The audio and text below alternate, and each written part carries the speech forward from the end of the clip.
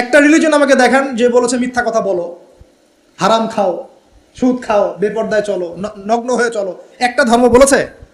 তাহলে প্রত্যেকটা ধর্মের মূল কথাগুলো কিন্তু মোটামুটি একরকম। তো সবাই যদি সবার ধর্ম মেনে চলে কোনো সমস্যা?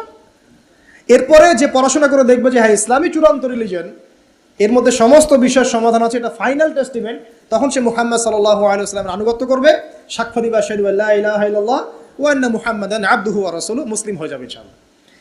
ইনশাআল্লাহ মুসলিম হলেই, কালিমা পড়লেই একদিন না একদিন সে জান্নাতে যাবে ইনশাআল্লাহ তাআলা, যদি তার আকীদার মধ্যে শিরক না থাকে, কুফর না থাকে, আমলে বেদাত না থাকে, হারাম রিজিক না থাকে। আল্লাহ পাক আমাদেরকে পরিপূর্ণ মুসলিম হওয়ার তৌফিক এনায়েত করুন, আমিন। এই যে মাশহুদ বলছিলাম আরাফার দিন, আরাফার দিন নিয়ে আমার স্বতন্ত্র একটা লেকচার আছে, ওইটা দেখে নিয়েন।